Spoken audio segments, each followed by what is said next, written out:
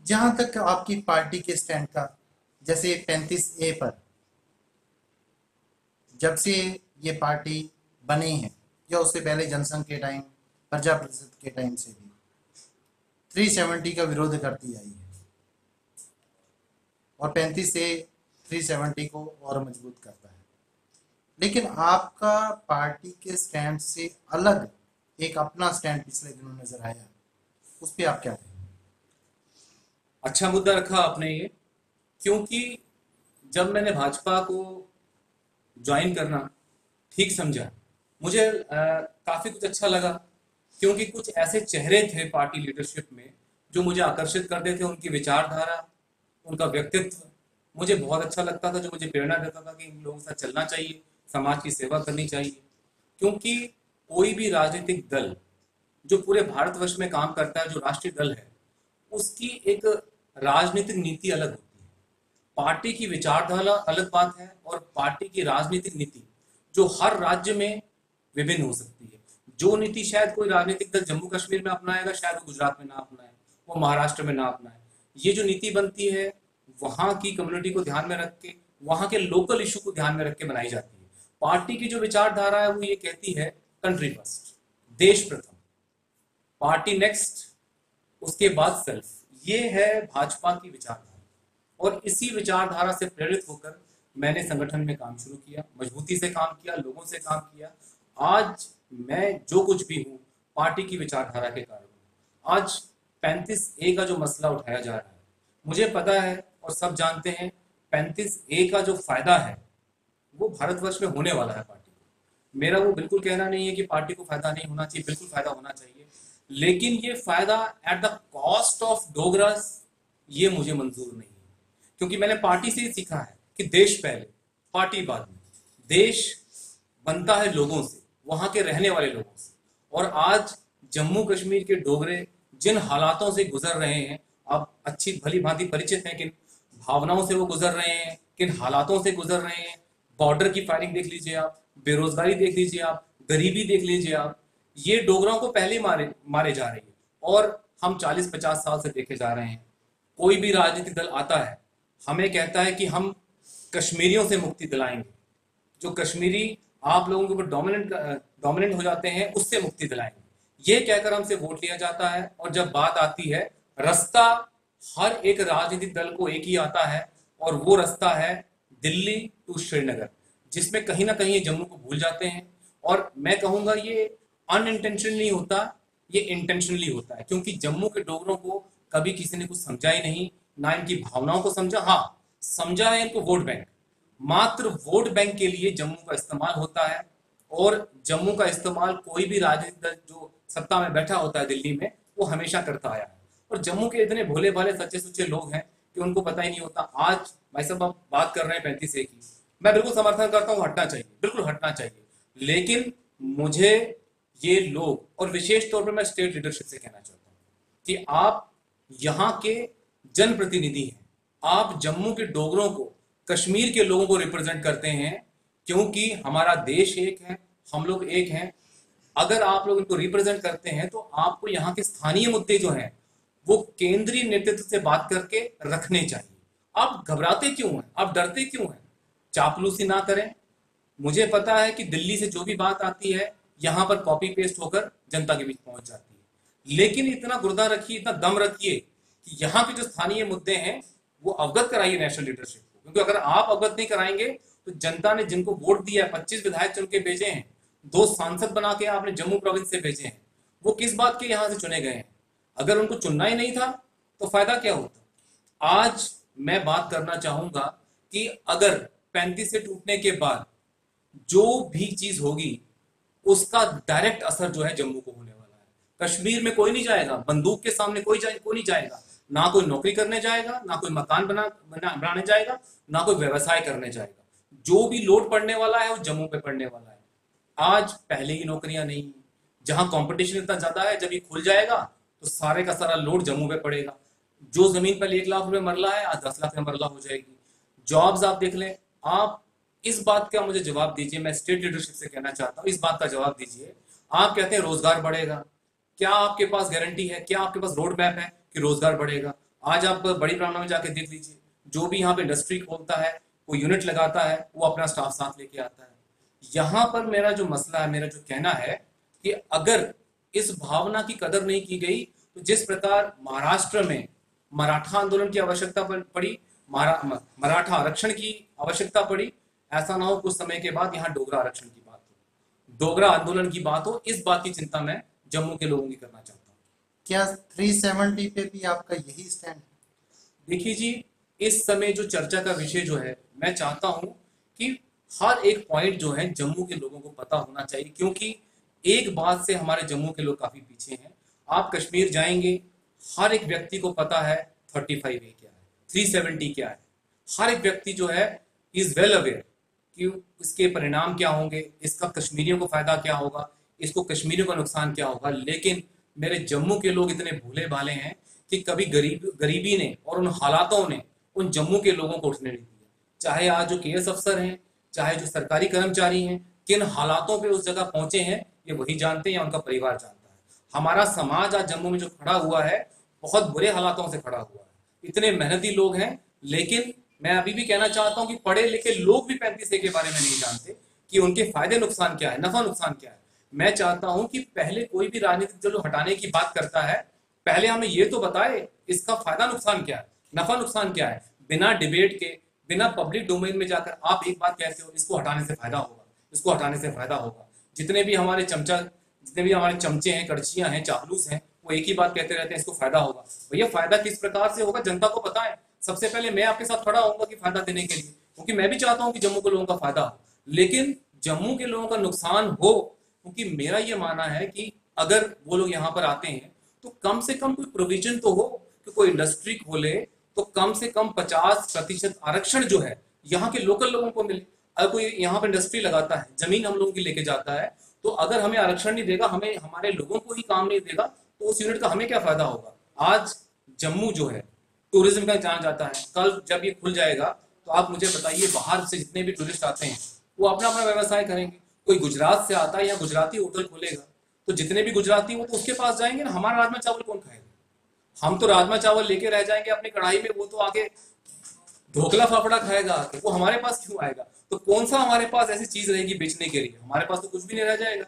हमारे नौजवान बेरोजगार तो पहले ही हैं, ये बेरोजगारी का ग्राफ और बढ़ जाएगा। यहाँ पर ड्रग्स बढ़ जाएंगे, बेरोजगारी बढ़ जाएगी, क्राइम बढ़ जाएगा।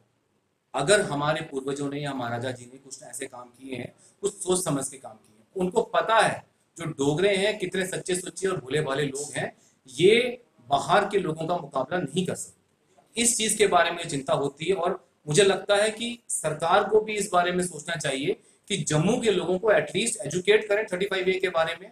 और एक बात और कहना चाहता हूं कि राजनीतिक इच्छा शक्ति ये एक बड़ी महत्वपूर्ण बात है। राजनीतिक इच्छा शक्ति अगर आप में है तो आप ओपनली आके इसको डिक्लेयर करिए कि हाँ we are going to break it. ये जो आपका स्टैंड सामने आया, क्या जब आपने भाजपा ज्वाइन की थी तब आपको भाजपा की नीतियों के बारे में नहीं पता था?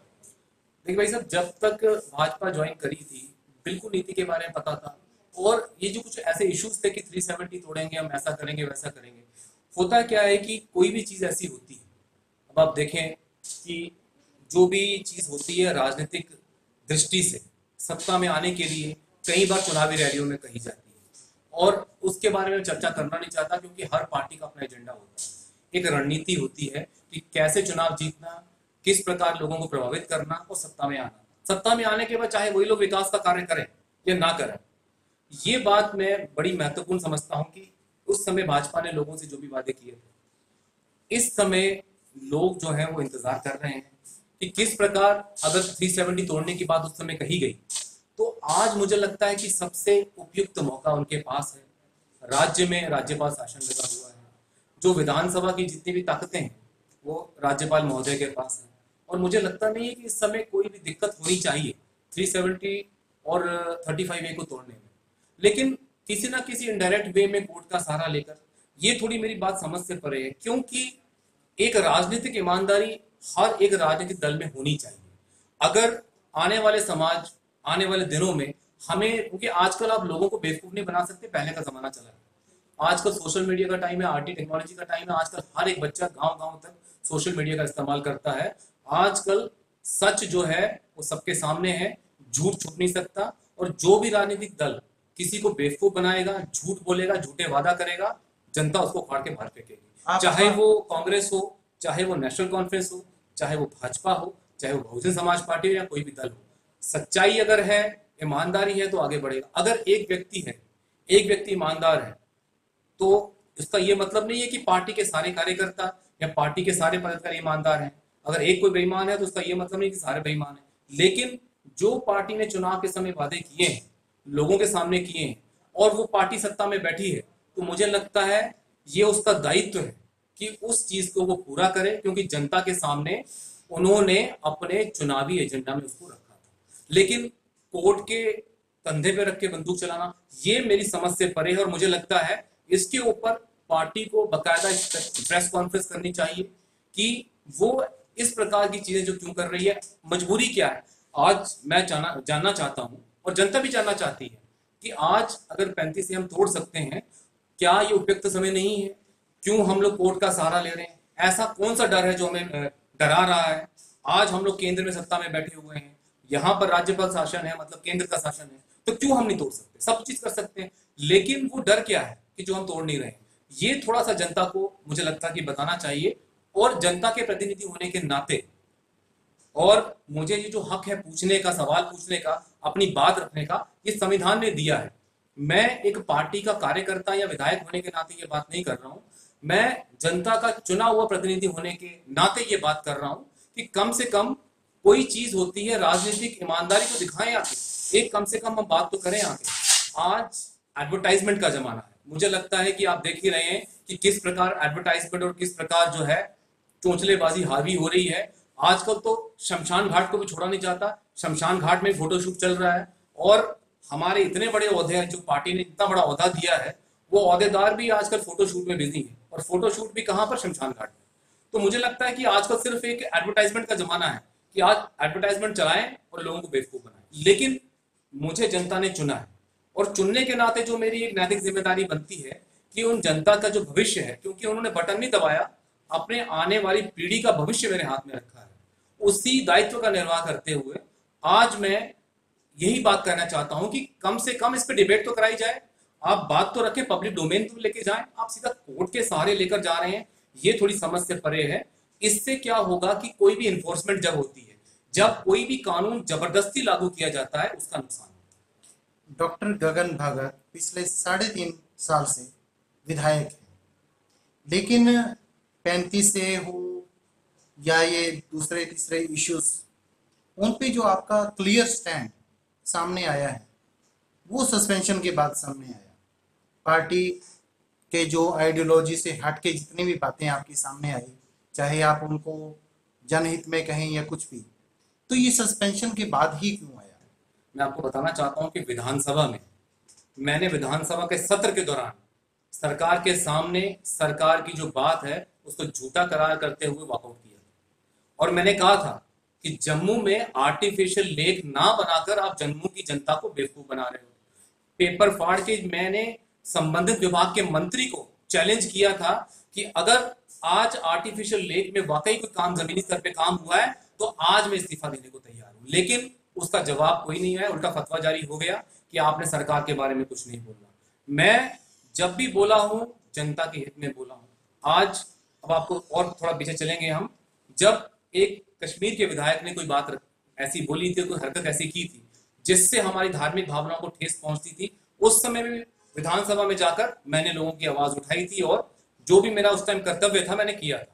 और जो मुझे लगता था कि एक कोई भी आम व्यक्ति जम्मू का होता वो करता, उस प्रकार का मैंने अपना काम किया था। और मैं ये कहना चाहूंगा कि हर जगह जहां भी जनता की हित की बात होती है, चाहे वो पार्टी का मोर्चा हो, चाहे विधानसभा की बात हो, चाहे वो पब्लिक प्लेटफॉर्म में, मैंने हर बार रखी है, क्योंकि जनता को हमने हर बात सच बतानी है, उनके किए हुए वादे हमने पूरे करने हैं।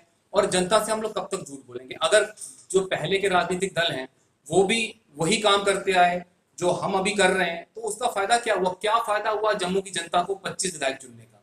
तो उस समय भी विधानसभा में मैंने कहा था कि आर्टिफिशियल लेक जो है वो तैयार क्यों नहीं है? आज जम्मू का गंडोला कहाँ है? आज जम्मू के प्रोजेक्ट्स कहां पर है? और यही मैं जानना चाहता था उस समय, लेकिन उस समय के हालात नहीं है। ये बात अलग है। और आप कहना चाहते हैं कि 35 ए के बारे में पहले क्यों नहीं बोला आपने, मैं बताना चाहता हूं आपको कि 35 ए का मसला ही अभी उठा जब कोर्ट में गया ये बात, और जब यहाँ पर ज्यादा चर्चा होने लगी। मैंने पहले कोई चर्चा नहीं की, बिल्कुल चुपचाप चलता रहा, क्योंकि जब विरोध नहीं होगा, जब चर्चा नहीं होगी, जब कोई इशू नहीं होगा, तो हम भी कोई बात नहीं करेंगे। लेकिन जब वो कानून को ऐसा लगने लगा कि वाकई तोड़ने जा रहे हैं या इससे कोई लोगों को नुकसान होगा, आप ये चीज देखेंगे कि किस प्रकार उन्होंने दिल्ली में एक बार लोकसभा में कोई चीज पारित होती है, कोई चीज पास होती है, उसको वापस लिया जाता है। ये मैं कहना चाहता हूं, कोई भी चीज ऐसी जो जनता के हित में नहीं होगी, उसको पार्लियामेंट को, चाहे विधानसभा को या लोकसभा को, उसके आगे झुकना पड़ेगा। और एक बात मैं बताना चाहता हूं कि ये बात अलग है कि जब सस्पेंशन है उसके बाद बोला जाए, लेकिन क्या होता है कि कई चीजें ऐसी होती हैं जो पार्टी की ओर से कही जाती है, क्योंकि पार्टी, मैं एक बात कहना चाहता हूं कि 35A के नफे नुकसान जो है, कोई भी चीज होती है उसका नफा और नुकसान दोनों होता है। पार्टी को नफा और नुकसान तथ्य सहित जनता के बीच में रखना चाहिए। आज अगर कोई भी पार्टी का व्यक्ति कहता है इसको तोड़ने से फायदा होगा, उसको जनता को फायदा बताना पड़ेगा विद अ रोड मैप, तो जम्मू की जनता उसको स्वीकार करेगी। अगर वो ये कहता है या कहती है कि इसको तोड़ने से आपको ये फायदा होगा, अगर जनता को फायदा नहीं बताएगा तो जनता स्वीकार कैसे करेगी? अगर केवल नुकसान, वो कहेगा नुकसान कोई नहीं है, क्यों नुकसान नहीं है, मेरे साथ बैठे, आज ऑन टेबल बात करने के लिए तैयार हूं मैं बिल्कुल कहता हूं कि कोई भी भाजपा कार्यकर्ता मेरे सामने बैठे आके मैं नुकसान बताता हूं, मेरी बात के सामने ओपन टॉक करे मेरे साथ, सारे चैनल आ जाए, सारा मीडिया आ जाए, मैं बात करने को तैयार हूं कि नुकसान क्या है। मेरा सिर्फ एक ही कहना है कि जम्मू की जनता को जो नुकसान है वो नुकसान नहीं होना चाहिए। मेरा सिर्फ एक ही मानना है कि 35A के जो नुकसान है उसकी भरपाई करने के लिए केंद्र या कोई भी राजनीतिक दल क्या पहल उठा रहा है। मेरे जम्मू के लोगों की रक्षा करने के लिए, चाहे वो जम्मू का हिंदू हो, मुसलमान हो, सिख भाई हो, कोई भी हो, दलित भाई हो, कोई भी हो, उसको उसकी आने वाली पीढ़ी की रक्षा करने के लिए, उसकी रोजगारी की तकलीफ दूर करने के लिए, उसकी गरीबी की तकलीफ दूर करने के लिए कि आने वाले दिनों में गरीब बंदा कम से कम दुकान खोल ले, अपना व्यवसाय शुरू कर ले, उसको कैसे डील करेंगे, उसका रोड मैप जम्मू को बताए, ताकि आने वाले दिनों में जब यहाँ पर पॉपुलेशन बढ़ जाएगी, यहाँ पर हर चीज बढ़ जाएगी, तो जम्मू के लोग कहाँ जाएंगे? आपने अभी कहा कि आप किसी भी भाजपा कार्यकर्ता से बात करने के लिए, बहस करने के लिए तैयार हैं। क्या आप खुद भाजपा कार्यकर्ता या नेता हैं या नहीं?